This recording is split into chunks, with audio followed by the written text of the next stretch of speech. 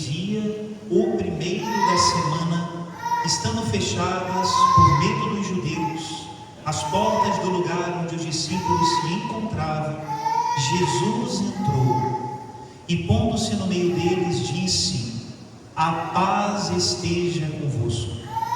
Depois dessas palavras, mostrou-lhes as mãos e o lado.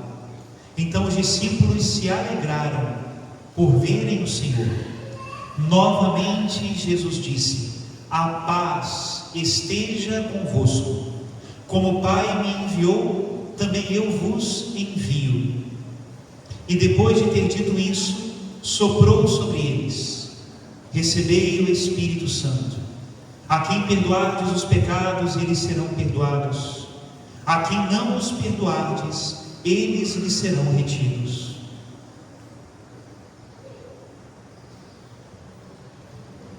Palavra da salvação. Glória a vós, Senhor. Meus queridos irmãos e irmãs, solenidade de Pentecostes, alegria da igreja, né? Na verdade, Pentecostes é um outro nome para Páscoa. Uma coisa, quando é muito grande, a gente não consegue vê-la inteira com um só olhar. Nós temos que olhar os seus vários ângulos para conseguir entendê-la. Assim é o mistério da Páscoa. Pentecostes é um outro ângulo da mesma realidade, uma grande realidade, que é o mistério da paixão, morte e ressurreição de Jesus. E é bonito que a igreja, na pedagogia das suas celebrações, junta no mesmo mistério as duas pontas. A ponta da Páscoa, que nós celebramos há 50 dias atrás, e a ponta de Pentecostes, que nós celebramos hoje. As duas pontas unidas num único evangelho. No mesmo dia da ressurreição, Jesus soprou sobre os discípulos e lhes disse: a paz esteja convosco. Como o Pai me enviou, também eu vos envio. O evangelho de hoje é um resumo de todo o tempo da Páscoa, o Cristo ressuscitado e o envio do Espírito Santo. E isso acontece onde? No cenáculo. Vocês sabem o que significa cenáculo, né? É um lugar pequeno onde se celebra a ceia. Foi lá que Jesus celebrou a última ceia, o mesmo lugar. O mesmo lugar onde Jesus tinha dado a promessa de que enviaria o Consolador. O mesmo lugar da traição de Judas. O mesmo lugar. E agora, a promessa se cumpre. A traição é perdoada. A quem perdoardes os pecados, eles serão perdoados. E a Eucaristia dá o seu fruto. Qual é o verdadeiro fruto da Eucaristia? É a efusão do Espírito Santo. Por que nós comungamos o corpo de Cristo? Para sermos animados do Espírito de Cristo. Não tem outro sentido. Imagina que absurdo quando nós achamos que temos direito de receber a Eucaristia. A Eucaristia não é direito de ninguém. A Eucaristia é uma graça. E uma graça que se recebe com temor e tremor, com muita humildade, porque nela Deus vem ao nosso coração, toma, não é verdade? Os nossos sentimentos, os nossos pensamentos, delicadamente. Deus não faz em nós uma lavagem cerebral. Deus não nos controla como se nós fôssemos possuídos, nada disso. Delicadamente convida, amansa, abranda, aquece, instrui, sempre assim. Não existe uma cooperação com Deus que não seja uma força que sustenta a nossa vontade e nos dá a liberdade que nós tanto queremos. No Evangelho de hoje, então, os gestos de Jesus vão falar da ressurreição e as palavras vão falar de Pentecostes. As duas pontas se unem num único mistério. Vamos então chegar agora primeiro aos gestos. O que os discípulos viram no Evangelho de hoje? O ressuscitado. Eu não sei se aqui alguém já teve a oportunidade, é triste oportunidade, né? De ver um acidente. É uma coisa horrível, né? Pois os discípulos viram algo horrível na cruz. Ele já não tinha beleza, aparência humana que admirasse. Não era possível atrair os olhares de ninguém, pelo contrário, diz o profeta Isaías, diante dele virávamos o rosto. Era algo horrível. A cruz foi uma visão traumática. Pouquíssimos tiveram a capacidade de permanecer ali. Logicamente, a coluna de fortaleza que estava aos pés da cruz era a Santíssima Virgem Maria. Ninguém mais conseguia. Os amigos todos se afastaram, não só por covardia, mas porque era muito duro mesmo. Eu me lembro que eu tive, infelizmente, uma oportunidade de fazer uma encomendação de uma pessoa que foi brutalmente assassinada. E porque é um crime, não se pode mover o corpo até que chegue a polícia. Só que a polícia demorou a chegar, e o corpo ficou no sol. Era uma situação muito ruim. Eu lembro que a urna chegou lacrada, mas mesmo assim o cheiro era horrível. E na capela mortuária ninguém conseguia ficar. Eu mesmo tentei, não consegui. Eu fiz a oração da porta, aonde todos estavam praticamente, menos uma pessoa. Havia uma pessoa que estava ao lado do caixão. Era a mãe. Essa coluna de fortaleza, só a Virgem Maria. Pois bem, nesse dia de Pentecostes, quem entra naquele cenário?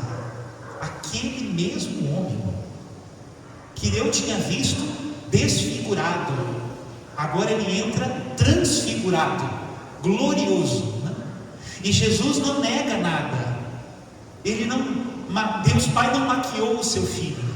Ele mostra as suas feridas, e são feridas gloriosas. Muito bonito e muito importante. Para nós, muito importante, porque ver aquelas feridas gloriosas é uma mensagem sem palavras. Vale a pena carregar a cruz. Ao final nós seremos transfigurados. Não há outra opção a não ser a glória para aquele que segue a Jesus no caminho da cruz. Todos os nossos vales serão aterrados. Tudo aquilo que é escabroso será preenchido. Essa é uma graça que não tem nome, e nós a vemos escrita no corpo de Cristo, com letras luminosas. São as suas chagas. E essa é a ressurreição que os discípulos ali também experimentam. Meus irmãos, o cenáculo que tinha sido o lugar da Eucaristia se transformou no túmulo da igreja. Fechados, com medo, reunidos como uma espécie de grupo destinado à destruição. Era uma morte, até que entra Jesus, com as portas fechadas, e ele anuncia antes das palavras. Não precisa falar nada, basta olhar para ele. Ele anuncia sem palavras, com as suas chagas gloriosas, a sua ressurreição. Essa experiência os discípulos fizeram com Maria, mãe de Jesus, e essa experiência nós também precisamos fazer. Nos lugares onde parece que a morte chega, nós precisamos ver o ressuscitado e viver a vida. Bons sentimentos, bons projetos. Padre, eu fiz tudo certo. Padre, eu fiz o que eu pude. Padre, eu eduquei até tal idade. Nós muitas vezes ficamos assim, né? Padre, mas o que eu fiz de errado? O que os discípulos fizeram de errado? Não é uma questão disso, não é uma punição. Nós temos uma natureza muito frágil e destinada à morte. Precisamos ter sede disso, de que o Senhor entre e mude essa realidade com a força da sua ressurreição. As chagas de Cristo nos unem a Ele, e a igreja não é um túmulo, é viva. Sabe, meus irmãos, muitas pessoas hoje, católicos, estou pregando para os de dentro, veem a igreja como uma memória morta, algo do passado, promessa, ceia, ritos. Mas aonde está a vida? A vida está no ressuscitado, que traz a ressurreição. É muito interessante, porque como é que eu posso ter a vida se eu não sinto que estou na morte? É difícil, né? E como é comum conversar conversar com pessoas que estão literalmente, materialmente afastadas daquilo que Deus lhes pede. Fazer isto em memória de mim. A quem perdoados os pecados serão perdoados. Que sejam batizados em nome do Pai, do Filho e do Espírito Santo. Jesus não é abstrato, ele é concreto. Coisas muito concretas. E como é fácil encontrar pessoas que estão afastadas concretamente dos meios da salvação, mas não sentem que estão afastadas. Estão com a consciência muito tranquila e ficam inclusive revoltadas porque acontecem coisas ruins, ou inclusive hoje que nós vivemos numa era supersticiosa, pessoas que acreditam que estão sendo atacadas pelo demônio. Mas qual é a solução? Tudo menos me aproximar da igreja, tudo menos me aproximar da Eucaristia, tudo menos me confessar e confessar bem confessado, tudo menos me casar como Deus pede, tudo menos isso. A pessoa quer uma mágica, é superstição, quer uma oração que resolva tudo, mas não quer mudar de vida. Me desculpa, esse não é o caminho das chagas gloriosas do Senhor. Carregar a cruz leva à glória. Esses são os gestos que falam da ressurreição. Diz a primeira leitura: de repente veio do céu um barulho, como se fosse uma forte ventania, e encheu a casa onde eles se encontravam. É uma experiência para nós.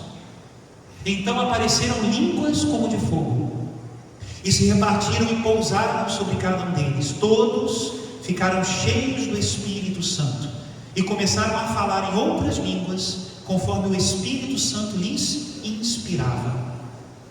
Como eu dizia no início da missa, uma língua forte, que é do amor. E uma língua forte porque é entendida por todos, pode ser entendida por todos. E uma língua forte porque nos muda. Vamos então agora ao que disse Jesus, as suas palavras. Essas são aquelas que falam literalmente de Pentecostes, né? Jesus diz basicamente duas coisas. Podemos resumir a nossa meditação de Pentecostes em duas coisas. Primeiro, a paz esteja convosco, é a paz. E em segundo lugar, a missão. Como o Pai me enviou, também eu vos envio. Meus irmãos, essa é a paz que o Senhor nos dá. Não é a paz dos túmulos, é a paz da inquietude de quem tem dentro de si vida. Antes de muita ciência, que agora graças a Deus nós temos muita ciência e não tem nada de errado com isso, a gente consegue observar até o mais mínimo do mínimo nas células, no que seja. Mas antes dessa muita ciência, as pessoas tinham uma coisa muito simples, uma observação simples: aquilo que se mexe sozinho está vivo, o que não se mexe, não sei, mas aquilo que se mexe sozinho está vivo. Como é que nós vamos querer uma paz cheia de vida no túmulo, na inércia, ficando parados? Não dá para ser assim. A vida naturalmente age, e age segundo a sua natureza. Qual é a vida que Deus nos dá? A vida que Deus nos dá, a paz que Deus nos dá, não pode ser aquela paz de uma tranquilidade imensa, não é? É a paz que vem pela missão, que pode mudar as minhas ações, que me tira dessas falsas ideias consoladoras de que todo mundo está em paz com Deus. Agora a onda é falar do universo. Não, você faz o bem, joga para o universo, e o universo te devolve sei lá o que. Meu Deus, né? Como nós somos espertos em tirar de nós a responsabilidade. A paz é vida, a paz não é morte, não é inércia. Agir segundo o Espírito, e nós podemos pedir, porque o Espírito já nos foi dado. Essa é a paz que tanto procuramos, e que não vai chegar pelo entregador, vai chegar pela luta, pela missão. Sabedoria, inteligência, conselho, fortaleza, ciência, piedade e temor de Deus, pacote completo, para nós agirmos como homens e mulheres cheios do Espírito Santo. Essa é a paz. Não é a paz de quem não age, é a paz de quem age. E em segundo lugar, a missão é consequência necessária. A vida age segundo a sua natureza. Isso é uma máxima filosófica. Cada um precisa agir segundo a sua natureza. E se a nossa natureza é transformada pelo Espírito Santo, então nós precisamos agir segundo ela. Essa união das línguas, né? Ontem na vigília eu meditava sobre isso. O Espírito Santo, ele não desfaz as diferenças. Cada um escutava na sua própria língua. Não houve uma espécie de inteligência artificial que nos colocasse todos entendendo as mesmas palavras. Isso é Babel. E não era verdadeira unidade. O Espírito Santo admira e respeita a diversidade, mas dá uma unidade de coração. As línguas diferentes agora são veículo da mesma fé. Culturas diferentes praticam as mesmas ações. Não mataremos mais os recém-nascidos. Não desprezaremos mais os pobres. Cuidaremos dos enfermos como templos do Espírito Santo. Viveremos o matrimônio com castidade, com fidelidade e com amor. Não importa a cultura, o Espírito tem os mesmos frutos em todas. As ações são o caminho do coração. Honraremos os idosos, ouviremos a sua sabedoria, seremos homens e mulheres de reflexão, não de impulsividade. Procuraremos ter uma vida simples. Tudo isso são frutos do Espírito. São as ações que decorrem de uma mesma fé. E basta isso para ser testemunho. E hoje que nós estamos vendo um mundo que se paganiza, estamos falando sobretudo do Ocidente, que nós temos um orgulho falso de dizer que é cristão porque não é. Hoje nós sentimos ainda mais isso. Voltamos de novo aos sentimentos e às ações anteriores ao Evangelho. Orgulho da ganância, orgulho da violência. Solução do mundo entendida como superpotências ou super riquezas. E Deus nos fala outra coisa. Fala da potência do amor e da abundância do dom. É outra história. Saímos de um materialismo louco que nos mata e vamos para a linguagem e a civilização do amor. Isso é Pentecostes, né? Precisamos ver os contrastes para assumir uma posição. E a graça é multiforme. Vocês já olharam? Hoje a gente está nessa onda agora das figurinhas da Copa do Mundo, né? Menino do céu, quase R$1.000, mais de R$1.000 agora, porque agora chegou as verdadeiras escalações da seleção, né? Outro dia, uma pessoa me falava que estão já preparando um álbum de figurinhas dos santos. Falei, olha, tem que ser de graça, porque muito mais do que 1.000, hein? Não, muito mais. Vocês já viram como são diferentes? A graça do Espírito é a mesma e ao mesmo tempo é multiforme. Existem santos mendigos. São Bento José Labre, procure, mendigo de rua, santo. Existem santos reis, Luís, rei de França. Existem mulheres nobres santas e mulheres e famílias muito pobres santas, mártires de guerra. Impressionante. Educadores, doutores, analfabetos doutores. Nós temos isso na igreja. Louvado seja Deus. A graça é multiforme, mas a origem é a mesma. É Pentecostes. A cada um é dada a manifestação do Espírito em vista do bem comum. Como o corpo é um, embora tenha muitos membros, e como todos os membros do corpo, embora sejam muitos, formam um só corpo, assim também acontece com Cristo.